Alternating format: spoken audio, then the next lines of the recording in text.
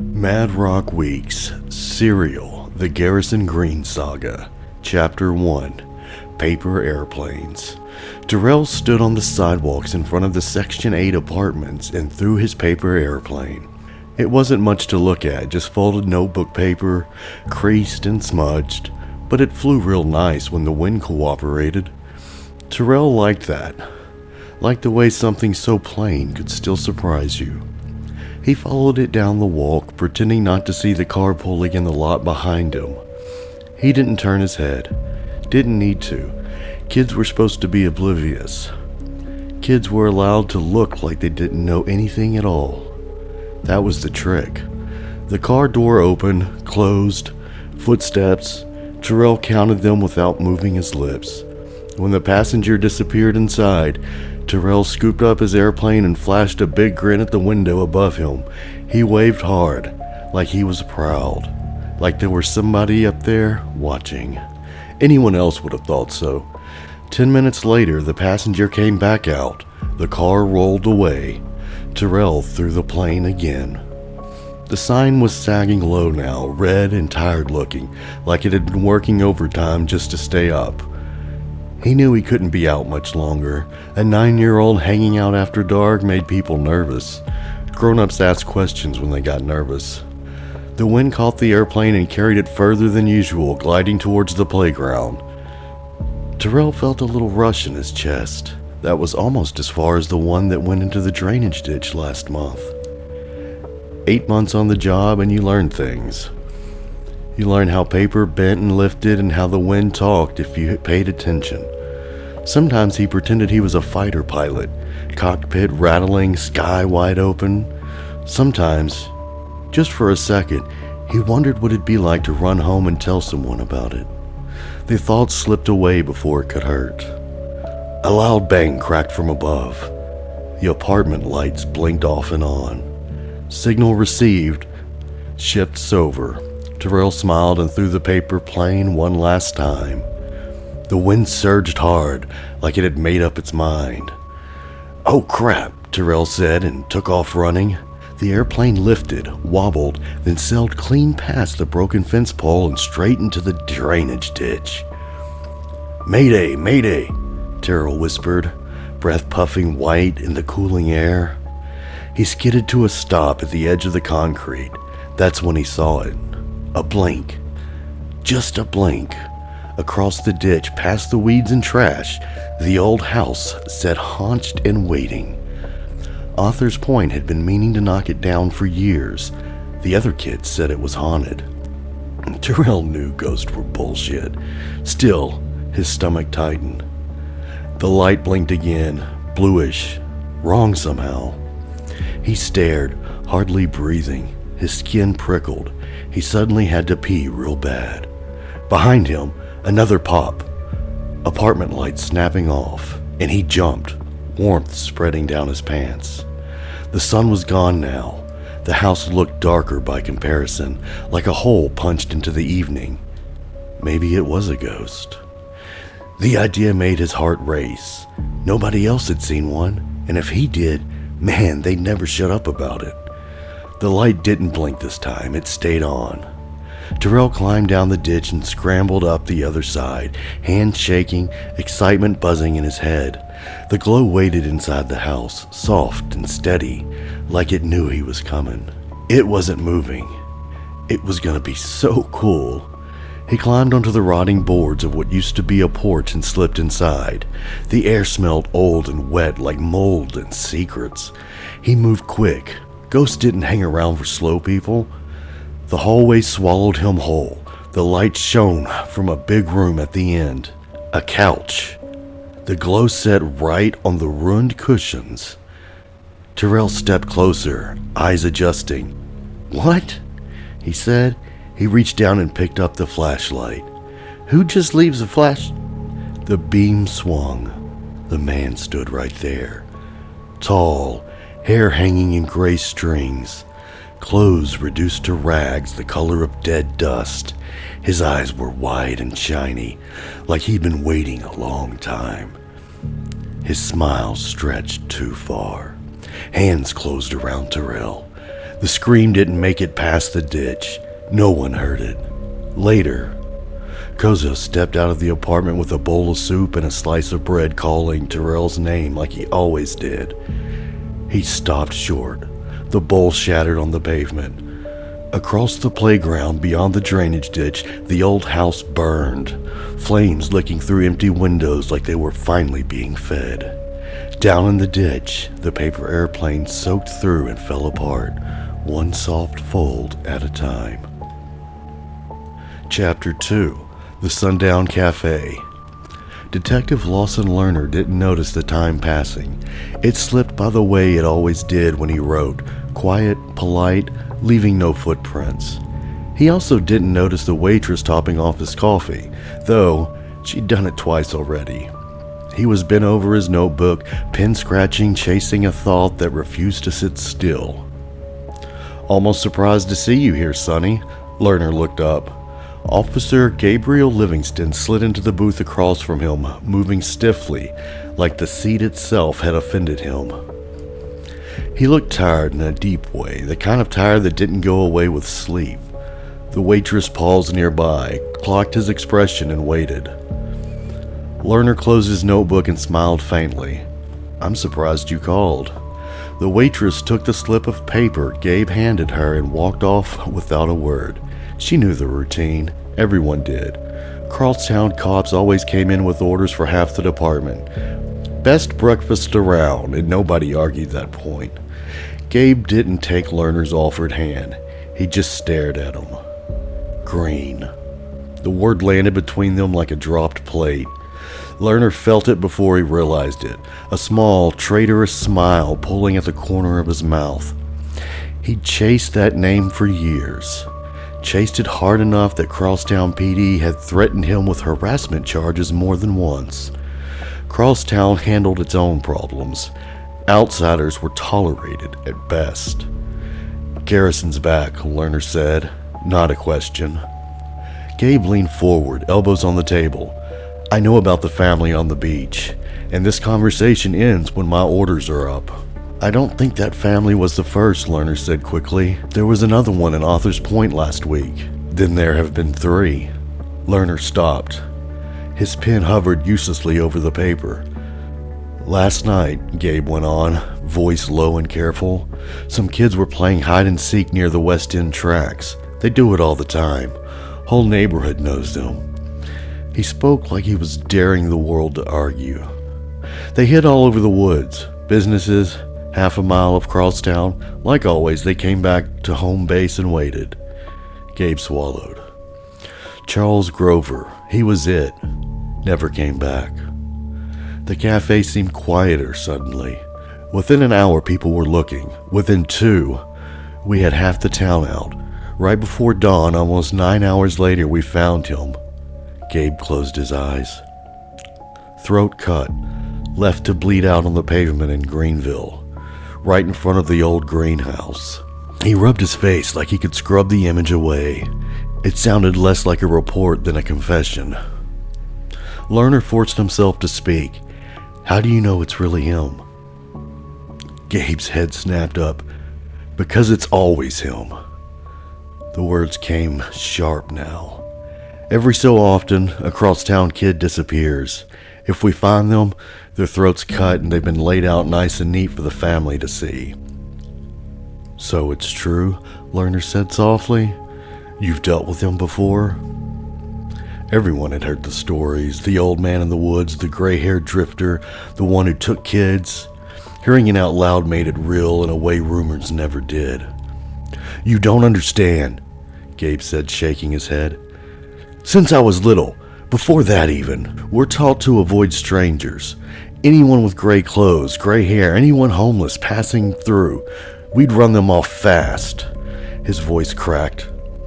"Mostly so they don't get killed by mistake by someone who thinks they're him." Lerner sat back stunned. Tears welled in Gabe's eyes. "That bastard's been haunting my town longer than I've been alive. We've tried everything. Talking, searching, even lynch mobs with shotguns. Last time 2 men got shot." His voice broke completely. "We can't stop him." He wiped his face with his sleeve. "Now that he's killing your kids too?" Gabe said quietly. "Please, kill him." "Order ready," Betty Lou shouted. Gabe stood. "We never talked," he whispered. Lerner nodded, unable to trust his voice. Gabe turned towards the counter and froze. The bell over the door rang. Another patrol car idled outside. Chief Livingston stood in the doorway. He took in the scene in one glance. His eyes settled on Gabe with something like disgust. "Your disappointment knows no ends," the chief said softly. Gabe stared at the floor. "We need help." "We help ourselves," the chief took the bags from his hands. "Town business is town business." He leaned over Lerner's table, breath hot and close. "And if I see you any closer to Crosstown than this cafe, I'll personally make sure the city council buries whatever's left of your so-called career." He straightened. "Take that to the bank." The chief walked his son out. The bell rang again. Lerner opened his notebook and began to write. Somewhere outside, a town kept its secrets, and something old listened. Chapter 3. John Meets Lerner. John Roatet stopped just inside the storage unit and took it in. Shelving boxes, a folding table, a desk lamp with a naked bulb. It looked less like an office than a place someone hid things they didn't want found. And yet, papers stacked neat, a chair pulled back, just so, a man waiting comfortably in the dim. "Thank you for coming, officer," Detective Lawson Lerner said, smiling. "I wasn't sure you'd understand the directions." John exhaled through his nose. "I do love a good riddle." That much was true. John Roatet had always been a man who chased answers. He liked puzzles because puzzles ended. They closed themselves neatly when you solved them. Had he gone into science, he might have cured something important. Cancer, maybe, or himself. But John carried a contradiction that science wouldn't forgive. He understood people too well. More than that, he understood predators. The way they noticed things others didn't. The way they catalog weakness without ever calling it cruelty. He knew this about himself. And because he knew it, he refused to ask the only question that mattered. Why? That was why he became a cop. That was why he was moving toward detective work, whether he meant to or not. He saw exploitable patterns every day and chose not to use them. That choice, repeated daily, was what separated him from the monsters he hunted. A predator, to John, wasn't defined by violence. A predator was someone who saw a weakness and decided it was theirs to take. Lerner gestured around them. "City office is too noisy for this sort of thing?" "All official walls have ears," John said. Lerner smiled like he'd been waiting for that. He set his journal down and reached for the bottle of whiskey.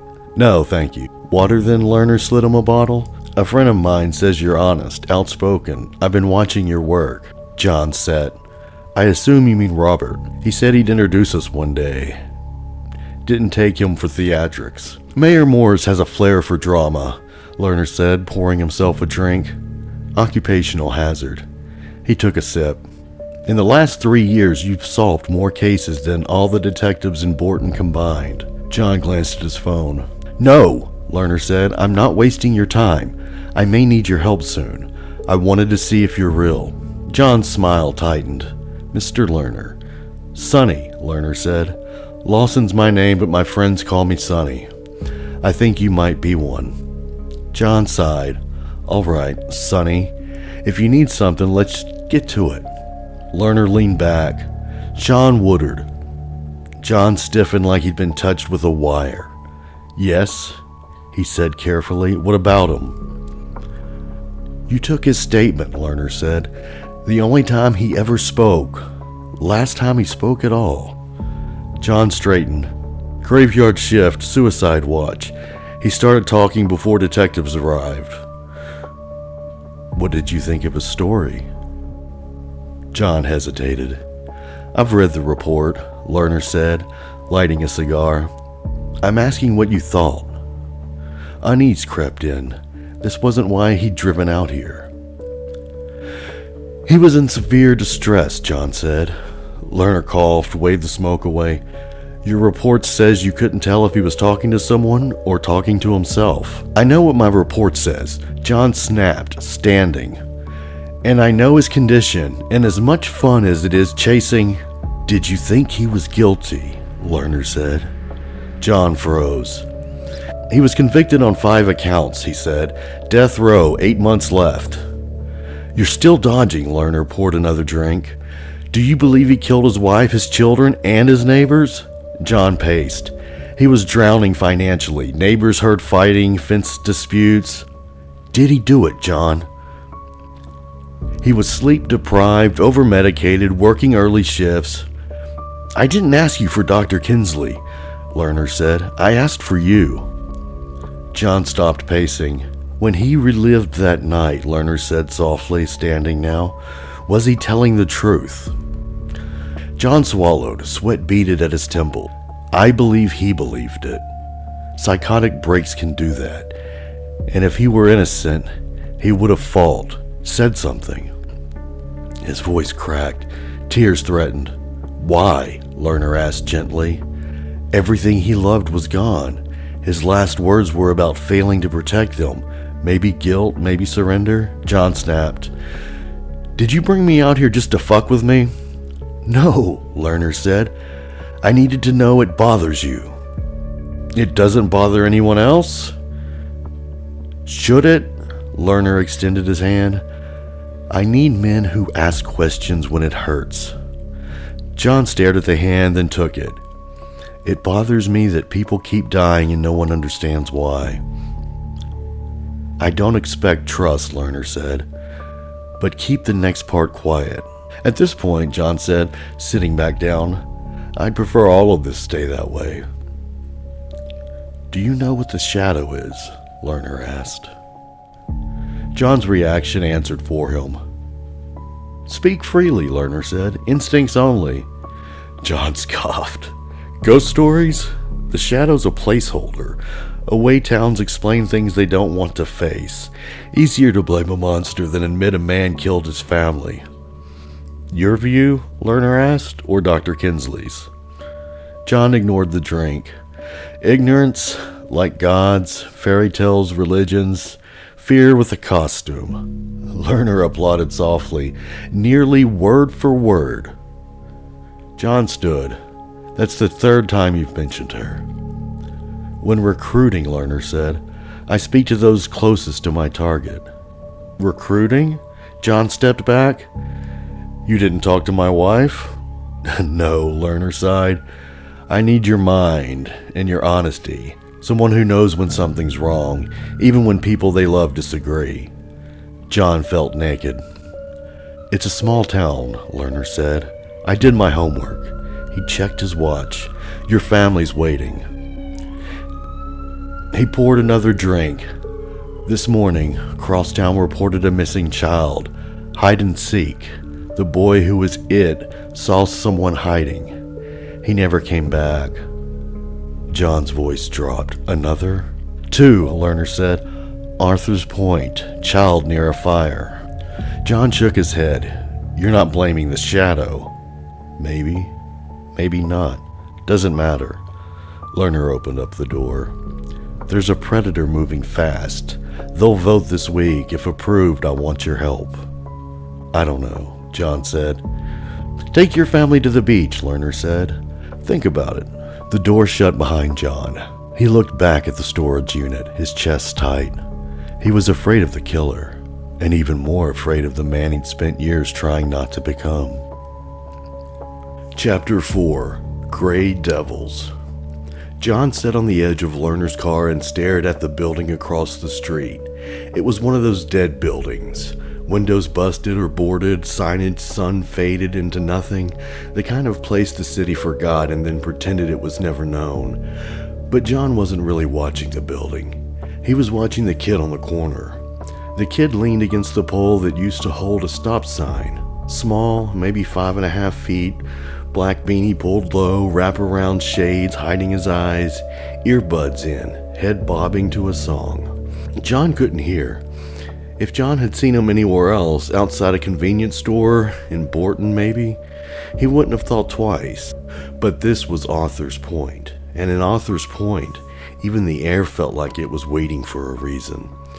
For the past hour, the kid hadn't moved more than 20 feet from them. He might as well have been bolted to the sidewalk. The only proof that he was still alive was that steady little bobbing motion, like something invisible had its fingers hooked into the back of his neck. John glanced towards the rear of the car. Lerner sat half-turned in the seat, notebook open, writing like he was taking dictation from God. "Are you sure we're in the right place?" John asked. Lerner didn't look up. "Is this the 1200 block of Rockwell, right before 5th? John looked at the street sign above the pole the kid was leaning on. The letters were sun-bleached into a gray blur. "I'm pretty sure it's 5th, John said. "Would help if the sign wasn't dead." "Then this is where we're supposed to be," Lerner said, like they were discussing weather. John stood and began to pace. The soles of his shoes clicked too loud in the empty street. "Are you sure this source is reliable?" John asked. "Because I can't think of a worse place to meet anybody." "How would I know if he's reliable?" Lerner chuckled, writing. John stopped pacing, looked at him. "You're kidding, right?" Lerner finally paused, pen hovering. "All I know is this.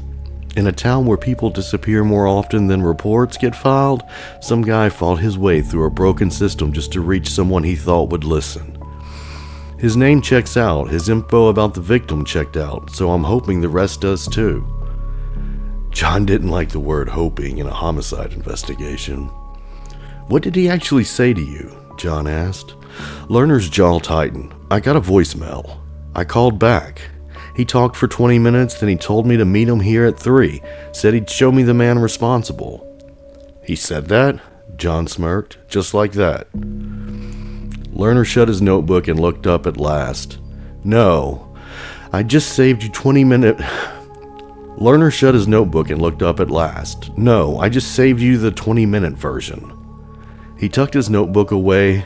"Now, if you've got any better ideas, I'm all ears."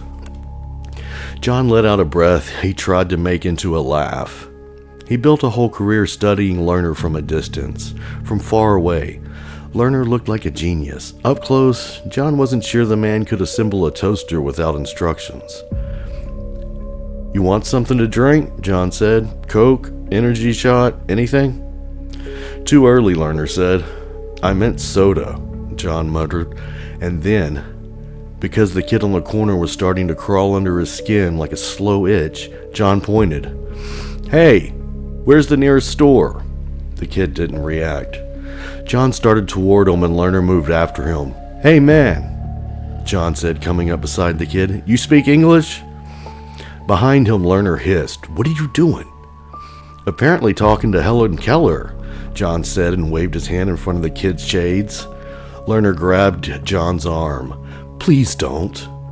John was about to mouth off, then he saw movement down the street.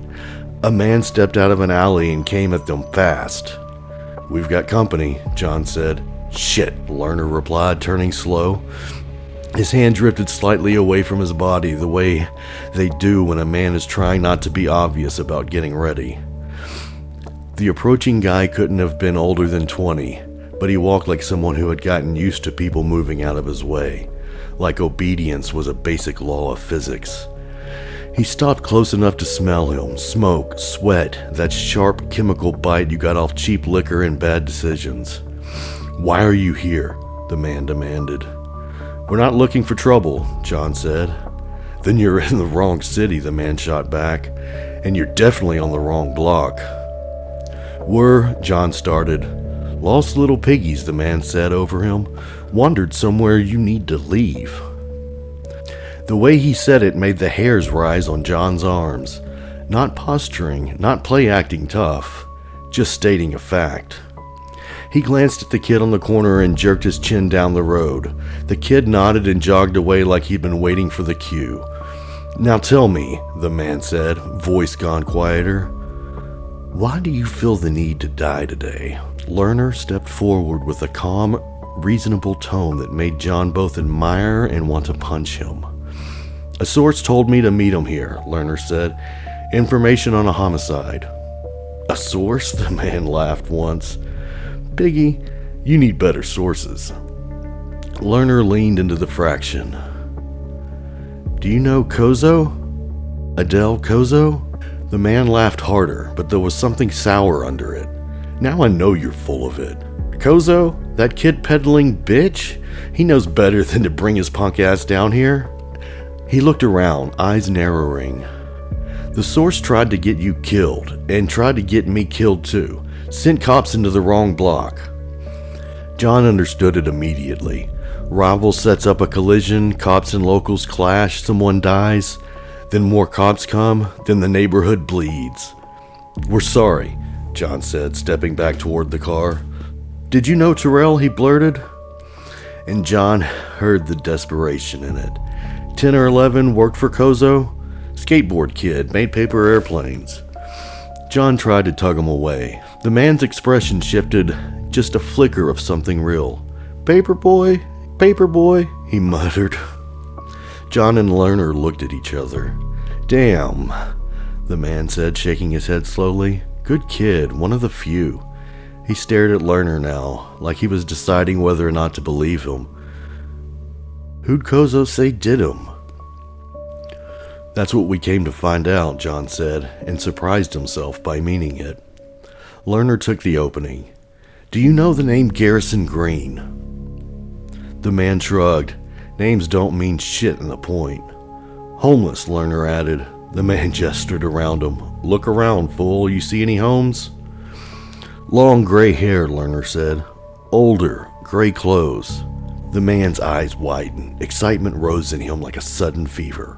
Gray hair, gray clothes, tall and bony, skin even got a gray to it?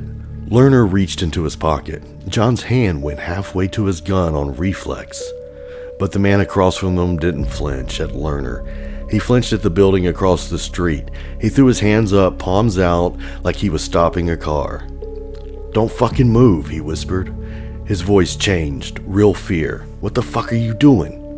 Lerner froze and said, awkwardly, "Showing you a picture of the suspect?" The man stared and let out a hard breath. "Jesus Christ!" He waved his arms in a quick, calm down motion and then flashed a sideways 4 with his right hand. "Follow me," he said, "before you get us all shot. My guys aren't good shots, not by any means." They followed him, John feeling eyes on them from every broken window, from the dark seams between buildings. Young faces, old faces, the city watching itself. After a few steps, the man pointed back toward their car. "If you want to see that car again, bring it. Park it right in front of the pawn shop. I'll let you in."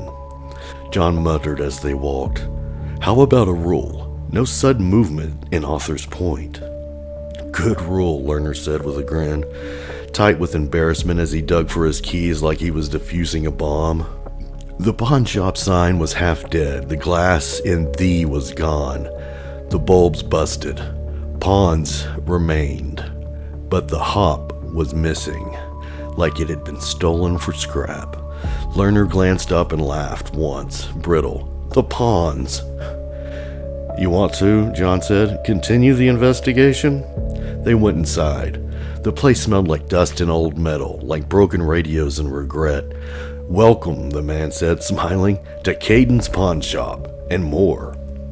John approached the counter. "You must be Caden."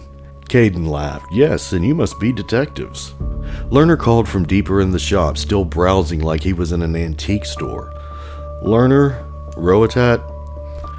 John shot a look. "Why are you giving him names?" But Lerner gave him a tiny nod. "Go with it." "You said you're looking for the gray man," Caden said.